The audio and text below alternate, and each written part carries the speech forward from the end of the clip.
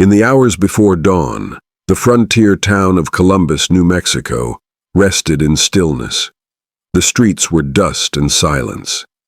A few lamps glowed in windows, dim yellow against the black pre-dawn. Inside the commercial hotel, the night clerk sat at his desk, half awake, tapping his pencil on the ledger. In the adobe houses scattered across the town, men slept beside their boots, women curled under quilts, children breathing slow in the warmth of wood stove embers. Then came the sound. At first it was nothing more than a faint murmur, hooves drumming somewhere far out in the desert. But the rhythm grew, echoing off the bare hills, a rolling thunder that did not fade. Somewhere south, across the invisible line that was the U.S.-Mexico border, something was moving fast. In the early hours of March 9th, 1916.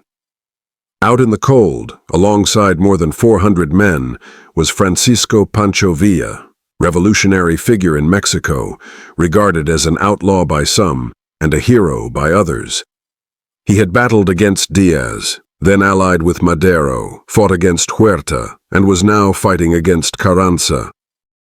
But tonight he was targeting the north in his fight. Villa's men had been moving all night, their horses' breath steaming in the darkness. The column was long, silent, except for leather creak and hoofbeat. Many carried old Winchester rifles, some with captured Mausers, others with pistols tucked in sashes. Among them were veterans of skirmishes with U.S. soldiers along the border, and men who had fought in the mountains since they were teenagers.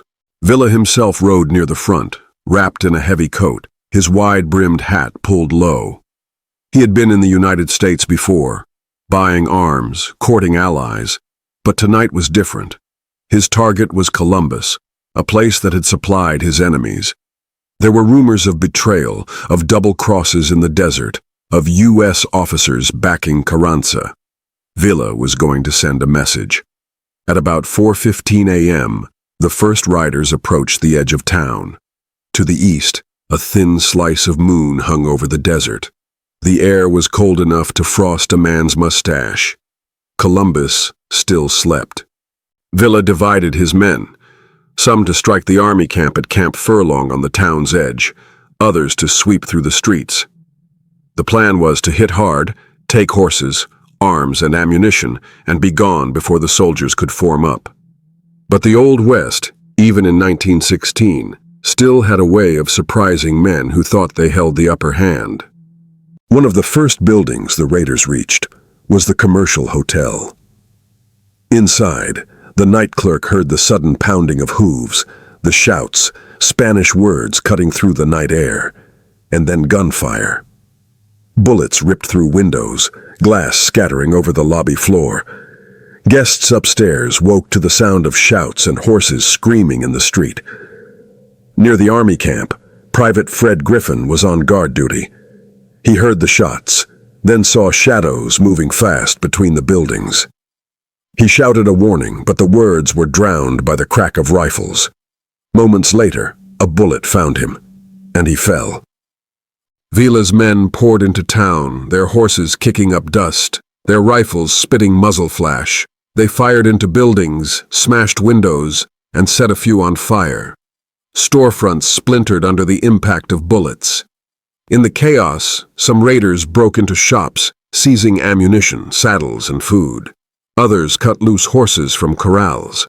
But the people of Columbus and the soldiers of the 13th U.S. Cavalry were not about to fold.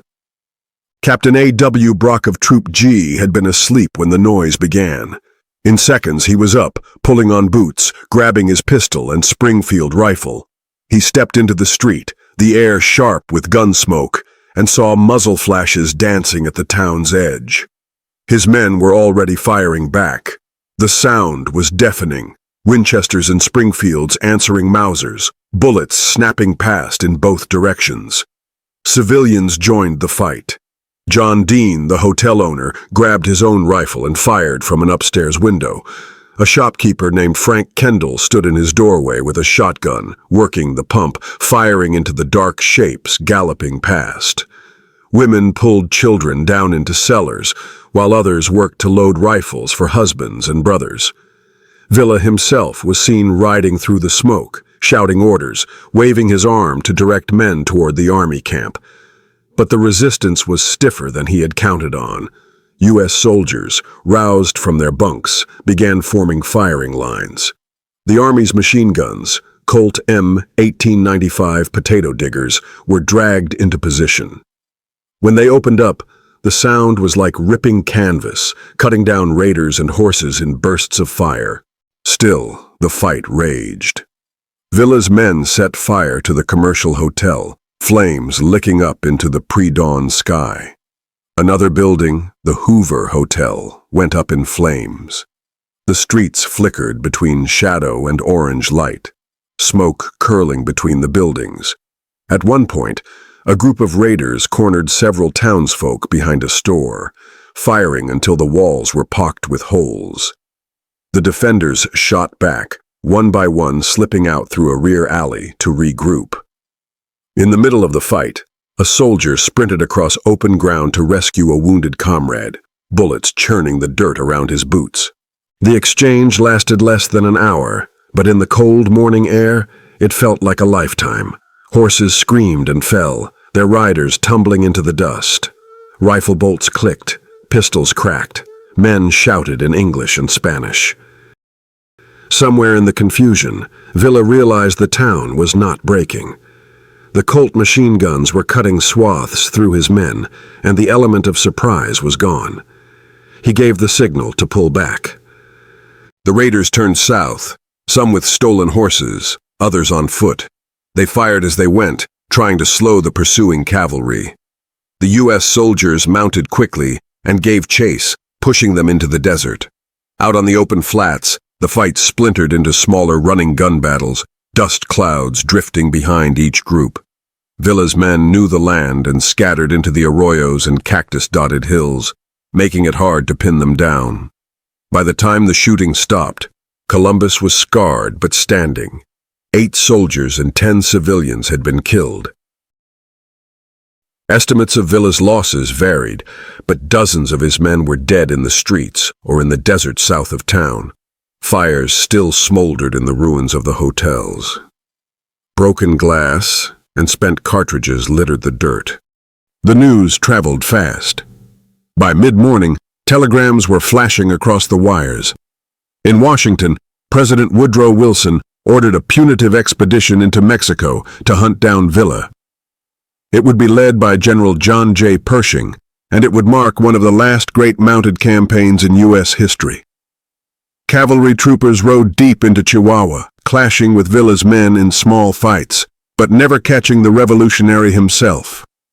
For Columbus, the raid was burned into memory. Survivors told and retold the story of the sudden thunder of hooves, the firelight against the sky, the desperate defense in the dark. Some called it an invasion, others a battle. But for those who had fought in it, it felt like the last echo of the Old West. Men on horseback charging through a frontier town, rifles flashing, townsfolk firing back from windows and doorways. Pancho Villa would continue to fight in Mexico for several more years, but he never again crossed the U.S. border in force. The raid on Columbus stood as a strange line between eras, the 20th century already in motion. Yet here was a fight that could have belonged to the days of Wyatt Earp or the Texas Rangers. And for one cold morning in March 1916, the Old West rode again under a half moon in the dust and fire of a border town that refused to fall.